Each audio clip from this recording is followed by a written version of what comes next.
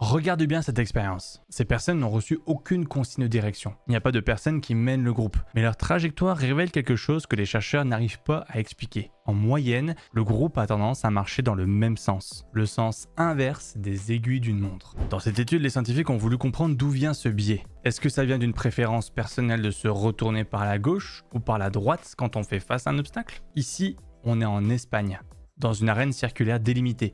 Les participants doivent marcher sans objectif particulier et peu importe leur préférence naturelle de rotation lorsqu'ils rencontrent un mur, le mouvement global du groupe reste orienté vers le sens anti-horaire. Alors est-ce que ce sont carrément les limites physiques de l'espace qui forcent ce mouvement? Si on enlève les murs, qu'est-ce qui se passe? Cette fois-ci, on est dans une cour d'école toujours en Espagne, avec plus d'une centaine d'ados, quasiment plus de limites physiques et un déplacement libre.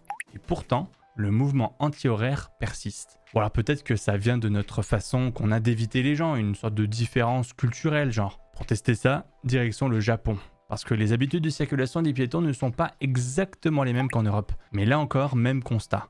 Un mouvement dans le sens inverse des aiguilles d'une montre. Alors maintenant, mais qu'est-ce qui se passe si on est tout seul? Plus de foule, plus d'effets de groupe, plus de collisions à éviter, plus de mouvements collectifs à suivre. Ici, les participants marchent seuls, un par un dans une enceinte. Et pourtant, on retrouve encore une préférence moyenne pour le sens inverse des aiguilles d'une montre. Alors d'où vient ce biais? Eh bien c'est un mystère. Raison biologique, biomécanique, neurologique, oreille interne, il va falloir encore d'autres expériences pour déterminer l'origine exacte de ce biais. Alors attention, ça ne veut pas dire que toutes les foules tournent toujours dans ce sens.